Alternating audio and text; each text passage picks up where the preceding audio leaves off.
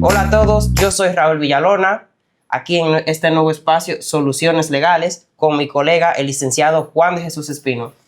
¿Cómo se siente, licenciado Villalona? ¿Bien? Bien, feliz de estar aquí en este nuevo espacio. Ya usted sabe, año nuevo, cosas nuevas. Venimos de Descansando con la Ley a ahora este nuevo espacio, más práctico, en un nuevo estudio, gracias a Rauniel Estudio. Y estaremos, como siempre, en su horario de Guácara TV, trayéndole los mismos temas, pero más prácticos. Es correcto, es correcto. El día de hoy vamos a traerles un tema, el cual se sabe que usted es especialista en la materia laboral, pero yo sé que este tema le va a gustar también porque usted también tiene una especialidad en procesal penal. Sí, estos temas penales son interesantes, son apasionantes también, porque son temas del día a día. Y eso es la importancia de uno traer estos temas para que la población pues se haga eco de ellos. Así es. Así que, licenciado, hace unos días yo estaba en el supermercado y una persona me dijo que este sistema no sirve de justicia porque a él le robaron una batería y él sometió al ladrón y al otro día lo vio suelto y burlándose de borracho. Bueno, ¿Qué sistema es este que favorece a los ladrones y a los delincuentes? eso es así. Hay una percepción de la gente que lamentablemente se ha entronizado en la mente de cada quien, pero eso tiene explicaciones, eso tiene una explicación histórica inclusive. Yo le di una explicación, pero yo le dije, aguántate hasta el jueves para que te demos una explicación más certera y también veas nuestro programa. Así es, así es. Sí. Valga la payola. Sí. Así es. Pero para entender todo esto, cómo funciona el sistema penal, es bueno entender a qué es un imputado, a qué se le llama imputado. Por eso, vamos a partir desde ahí. Cuando hablamos de imputado, estamos hablando de la persona que se le acusa, por así decirse, de cometer un delito. Inmediatamente el Ministerio Público lo señala, ya está siendo un imputado, ya sea el autor o el cómplice. Así es, así es. Y también saber, porque para que entremos en contexto, que un imputado puede ser, como usted dice, que a la persona a quien se le indica la comisión de un hecho o de complicidad de un hecho. Eso quiere decir que un imputado es cualquier persona. Puede ser imputado un delincuente reconocido, como también una persona seria, porque basta con que se le impute un hecho ilícito. En la noticia uno siempre escucha el imputado, ¿verdad? Sí, claro. Normalmente están acusando a presuntos. Sí, se dice presunto para cubrir lo que es la presunción de inocencia. Porque no es inocente hasta que se demuestre lo contrario. Claro, pero eso también tiene una explicación histórica, como lo decía ahorita, porque a través de los años nuestro país ha tenido dos grandes sistemas de enjuiciamiento penal. El primero fue el sistema inquisitivo, que se intronizó aquí en nuestro país, en nuestra isla, desde la época colonial. Y se dio, fue relevado en septiembre del año 2004 con el código que tenemos ahora. El sistema inquisitivo era un sistema antidemocrático, por decirlo así, injusto. Era un procedimiento básicamente secreto, donde, por ejemplo, si el caso era criminal, se operaba una sumaria que era equivalente a lo que es hoy la fase preparatoria de la investigación penal, donde el juez de instrucción, en ese tipo de juez de instrucción, pues entrevistaba al acusado o al prevenido y en cámara de consejo, solamente con su secretario y un policía ahí, y el procedimiento era escrito. Entonces, era tan así que en esa fase de instrucción, lo que es hoy el imputado, que antes era el acusado, no tiene derecho a un abogado ni siquiera. Entonces, ¿cuántas injusticias se cometían? Porque la prueba por excelencia en ese sistema, en materia penal, era la confesión de parte. Y valga manera de sacar confesión. Señor, hasta en sede policial, hasta a palos sacaban confesión. Y bastaba con que el acusado firmara un acta donde se declaraba culpable. Y esa acta valía como prueba para condenarlo allí en el tribunal. Pero también hay que detallar eso de que dicen que cuando una persona confiesa, ya eso es, Sí. ya el caso Terminó. está concluido, ya se supo todo. Sí, y por eso se acuñó la frase de que a confesión de parte es relevo de prueba. Porque en los juicios penales se veía eso. Magistrado, ya confesó y a confesión de parte es relevo de prueba. Ahí terminaba el juicio. Porque la prueba básica, la regla de las pruebas en esa materia, era la confesión de parte. Y para llegar a la conclusión, a la confesión, se hacían 80.000 diabluras para lograr eso. Esa era la meta del fiscal, que dicho sea de paso, con perdón, el fiscal en ese formato perverso del sistema inquisitivo, era un sistema que consistía en que el juez estaba en el centro, ¿verdad que sí? Delante del Cristo, ¿verdad? Que estaba detrás del Cristo. Y entonces ahí estaba, delante estaba el juez, y al lado a su derecha, pegado de él, estaba el fiscal en un sillón ejecutivo, igual que el juez. No es como ahora que están divididos cada quien por su lado. No, en ese tiempo, entonces te veía que ese acusado que estaba ahí se sentía preocupado porque entonces decía, ven acá, pero que me está acusando, que está al lado del que me va a condenar. Es decir, tú lo veías en un secreteo, una cofradía, y eso de verdad desvirtuaba la calidad de ese juicio. Entonces, ahora en el sistema actual, el sistema acusatorio, que entró en vigencia a partir del Código Procesal Penal, el 27 de septiembre del año 2004, las cosas cambiaron. Como quiera que sea, el formato anterior tenía como principio la oralidad, la publicidad y la contradicción. Lo que pasa es que eso era poesía, porque en Eran de boca. Sí, de boca, porque en realidad no había mecanismos para hacer efectivo eso. Ahora no. Ahora este código preconiza esos mismos principios, pero tiene mecanismos ahora de fiscalización. Ahora, la investigación, la fase preparatoria, que es la investigación previa antes de someter al imputado, es fiscalizada tanto por las partes, ¿verdad?, como también por el Ministerio de Público y también por el juez.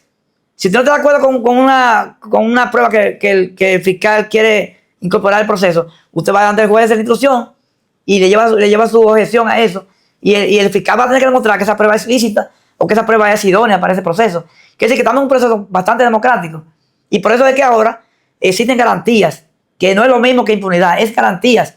Porque no es verdad que esa persona que te dice que le robaron la batería y se sorprendió porque el que le robó pasó el otro día burlándose de él.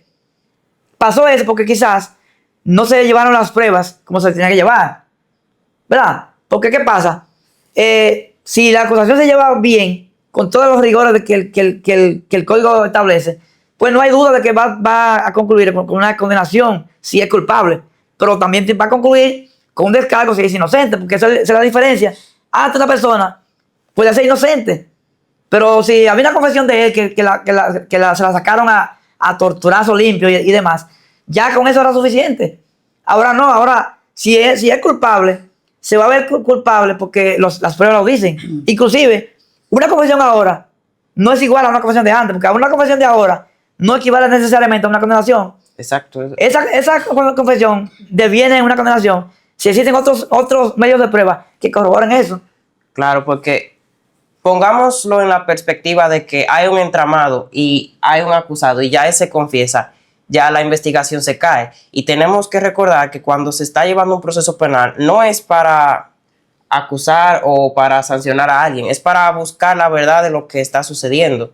Y si una persona se incrimina, ya se cayó el proceso. Y como era así antes, del 2004 hasta el inicio de nuestra historia como dominicanos en nuestro territorio, ¿cuántos casos no se habrán caído y habrán parado investigaciones simplemente por que un chivo expiatorio se incrimine? Claro, entonces eso servía también para crear impunidad. Porque cuando hay un hecho complejo donde hay un entramado, como usted dice, que hay 5, 6, 10 personas involucradas, no es justo, ¿verdad? A la sociedad no le conviene que condenen a uno porque se declaró culpable, porque... ¿Cómo era que decían los abogados cuando confesaba? No, a confesión de parte, relevo de prueba. Ahora usted se declaró culpable y protege a los otros que son cómplices, o que son quizás los que lo mandaron a usted a hacer el hecho, son los autores reales de ese hecho. Ahora no, el proceso tiene que ir investigando las pruebas aparte de esa confesión. Claro que sí. Ahora, por ejemplo, las pruebas que se quieren incorporar en un proceso deben ser observar el procedimiento de ley para la obtención. Si la obtención de la prueba fue ilícita, supongamos, por ejemplo, que a una persona se le vincula con tráfico de drogas. Entonces, como él está acusado de eso y es un reconocido quizás narcotraficante, entonces va la policía allá a su casa sin una orden de allanamiento, encuentra supuestamente una sustancia ilícita y va allí y la quiere validar, la quiere presentar como que una prueba idónea. En el sistema anterior pudiera haber pasado, pero en esta no, porque ahora se ataca, se fiscaliza la legalidad de la obtención de la prueba, la legalidad del ofrecimiento como medio de prueba para la acusación, y también se fiscaliza también la incorporación al juicio en la acusación, pero también se fiscaliza la valoración que el juez hace de esa prueba. Quiere decir que es un proceso que agota una dinámica bastante lógica y bastante como transparente. Le da más oportunidad a todas las partes. Claro. Porque déjeme hacerle esta historia también. Yo conozco a una fiscal que ella ejerció en el actual proceso inquisitorio y en el acusatorio el actual. Ella dice que antes ella trabajaba mejor. Era más fácil para ella porque el proceso, ella dijo que se llevaba, como antes era más privado y ahora la prensa puede hacer un show mediático de todo lo que está sucediendo, y ella decía que a ella le gustaba más, pero también conozco abogados que han ejercido en ambos sistemas y dicen como que ahora el proceso es mejor. No, claro, para ella como fiscal era más fácil el trabajo. ¿Por qué? Porque es lo que le decía, el fiscal al lado del juez, secreteándole, mire, está al lado de mentira, y está condicionando al juez. No, ese es mentiroso, eso lo conozco yo, todo el mundo sabe por el barrio quién es. Y entonces, antes, la decisión del juez dependía de su íntima convicción. El juez no tenía que decir por qué te condenó. El juez decía, bueno, luego de evaluar las pruebas y los elementos que se ventilaron en este proceso, este tribunal es de convicción de que la persona es culpable. Pero no decía por qué. Ahora, si el juez entiende que es culpable, tiene que desarrollar lo que llaman un silogismo procesal, donde se establezca que mirada tal prueba y entrelazada con otra prueba y con otra, se llevó a la conclusión, más allá de toda duda razonable, de la culpabilidad de la persona. Pero que cuando usted lee una sentencia, sin usted haber visto las incidencias de ese juicio, usted estando presente, usted puede entender si ese juez condenó en base a un asunto lógico o fue en base a su íntima convicción. Yo, de hecho, varios procesos que he tenido penales, la he apelado y he ganado las apelaciones por eso, porque le he demostrado a la Corte de Alzada, Tribunal de Alzada, que ese juez no falló en base a las pruebas, porque no hizo la valoración lógica de qué le llevó a una condenación o qué le llevó a un descargo. Y yo digo, bueno, como él no dice en qué se basó de manera lógica, entonces yo tengo que concluir con que se basó en su íntima convicción. Él entendía que era culpable, pero no se lo dijo en el juicio, se lo dijo en su percepción. Percepción que es la que tiene la población de que este código es un código apoyador, vamos a decir. Pero ¿qué pasa? Este sistema que tenemos se basa parte de la acusación. La acusación en este sistema tiene básicamente cumple tres funciones. La primera función es... La oralidad. No, la acusación en sí. Okay, sí. La primera función que cumple es indicarle a ese acusado, a ese imputado, de qué te acusan.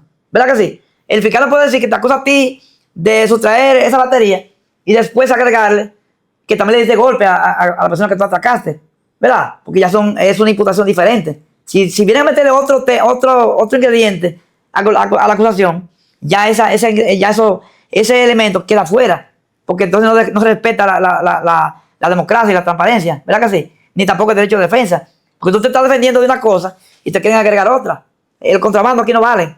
Entonces también cumple con la función de indicar a ese imputado cuál es el fundamento, cuáles son las pruebas que hay para yo entender como fiscal que tú eres presuntamente responsable de ese hecho, ya sea como cómplice o como autor. Y la otra función es establecer las normas jurídicas que tú has violado, porque por ejemplo, una persona que es casada con otra, la acusa de que le robó, una mujer acusa a un hombre de que le robó unas joyas, son casados, y viene el fiscal a someter a esa persona por el delito de robo. El 380 del Código Penal dice que no existe robo entre esposos. Entonces, esa fundamentación ahí queda tronca. Y esa acusación así no va a prosperar porque el juez va a decir, bueno, es que la base legal que tú tienes para ese sometimiento no existe, porque hay un artículo en el Código Penal que dispone que no exonera de responsabilidad penal a una persona que le roba a otra persona estando unido a un lazo matrimonial. Entonces, es decir que la acusación tiene unos requerimientos, ¿verdad? muy específicos. Y que vemos que no es simplemente que favorezcan a una parte. Eso viene siendo más un mito. Ajá. Porque es que si hay unas reglas preestablecidas y no se llevan, uno no las va a encontrar justas si no las ejecutan. Claro, ejecutarlas. Es misión de los abogados y también las partes ir dándose cuenta si el proceso va marchando en base a esas sujeciones que usted y yo hemos mencionado, que básicamente son las que plantea nuestro proceso penal actualmente, Así que es el es. sistema acusatorio que se basa en la acusación. Y para que la gente tenga más, esté más consciente de lo que estamos diciendo, porque a veces uno habla con un lenguaje técnico y la gente no lo entiende. Señores, esto es tan sencillo como lo siguiente. Como yo decía ahorita, un imputado de cualquiera, no es el ladrón ni el criminal, es una persona a quien se le impute de algo. Usted está en su casa tranquilo y si la cosa de usted estar en un sitio y cometer un hecho, Se puede tener medidas de coerción y no ser culpable. Y no ser culpable. Entonces, ¿qué pasa? Póngase usted lo que ese amigo suyo que tiene esa percepción, que se suponga que es a él que lo acusan de un hecho que no ha cometido. Y que entonces las reglas del juicio sean como antes, arbitrarias. ¿Usted cree que esa persona tiene garantía? Si un abogado hay que lo defienda, sin pruebas validadas de todas formas para que se entienda que cumple con las reglas procesales adecuadas. Entonces esa persona, cualquier persona podría ser condenado siendo inocente. Entonces hay una frase que de los antiguos, de los abogados viejos de aquella época, que decían, bueno, y muchos jueces también que lo decían, es más fácil, es mejor condenar, es mejor descargar a un culpable que condenar a un inocente, porque se trata de una injusticia.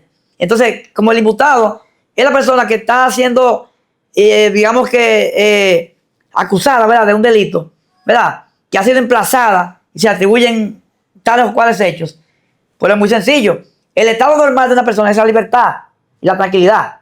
Eso es un derecho fundamental que tiene cada persona. Si a usted lo molesta con una acusación, a usted se puede quedar, usted como acusado se puede quedar pasivo y decir, bueno, que me condenen. De hecho, ahí los abogados a veces, cuando estamos litigando en materia penal, usamos estrategias. Por ejemplo, si uno ve que las pruebas que se someten contra nuestros clientes son débiles, que no responden a probar la acusación, porque la acusación hay que probarlo mediante los elementos constitutivos del delito. Por ejemplo, en el robo hay 3 elementos constitutivos. ¿Cuál es? La sustracción de una cosa, que esa cosa sea ajena, y la intención dolosa de esa persona que sustrajo. Entonces, ¿qué pasa? Si el fiscal demostró esos 3 elementos, ganó el caso, siempre y cuando, ¿verdad?, el juicio se haya hecho de manera lícita, que no haya violación a los derechos fundamentales. Pero, en definitiva, esa persona que dice eso, que los imputados se están riendo porque el código es permisivo, que se ponga en lugar. No, que se ponga el mismo, que se imaginen que lo lleven a un proceso. Sigue siendo inocente y que no existe garantía. ¿Qué va a pasar? ¿Que lo van a condenar? Si lo descargan por como dice la gente, por obra y gracia. Pero en un juicio no se va a inventar, un juicio se va preparado a litigar. Si usted es fiscal, tiene que demostrar los elementos constitutivos de la infracción y probar su acusación. Y si yo soy defensa, yo tengo que demostrar que mi cliente es inocente cuando tengo que demostrarlo. Porque, por ejemplo, si usted me lleva un video, ¿verdad?, me lleva, por ejemplo, una evidencia testimonial de que la persona sustrajo, yo como defensa, si me pongo a decir que no lo cometió, estoy quizá cayendo en un ridículo y me voy también a desacreditar y le voy a hacer un servicio muy flojo a ese imputado. Pero hay mecanismos, yo puedo tratar de atenuar la sanción, puedo justificar, yo puedo decir, que, por ejemplo, que esa persona sustrajo eso, pero fue que quizás una persona le dijo, mira, ábrame ese carro y tráeme una batería. Y yo puedo desarrollar una teoría de caso sin tener que negar que cometió el hecho, pero le puedo quitar el efecto doloso. Yo voy a decir, bueno, él no tiene la intención de la robada. La intención era que lo engañaron, él fue pensando, se equivocó de vehículo, quién sabe. Exacto. No todo es blanco y negro, hay matices. Hay matices. Se pueden ir atenuando dependiendo de las circunstancias. Sí, lo importante es esto. O agravando. Claro, lo importante es esto, que tengamos claro que el código no está hecho para favorecer al imputado, sino que está hecho para que las garantías procesales se cumplan. Si usted no la cumplió en el error que usted le corresponde, eso se va a manifestar en una ganancia de causa para su oponente. Eso es todo. Así es. Así que ya hemos llegado al final de este capítulo Esperamos verlos a todos en otro capítulo de su nuevo espacio, Soluciones Legales. Y una cosa importante también, que creo que es importante decirle a la gente, que por favor, si les gusta este video, pues lo difunda para que podamos adquirir, para que se difunda, ¿verdad?, los conocimientos, que nosotros no somos maestros, lo que somos personas, abogados preocupados por llevar, digamos que educación jurídica a la población para que conozcan sus derechos y la puedan exigir de manera, ¿verdad?, como se debe. Los jueves por Guacara TV. Hasta la próxima.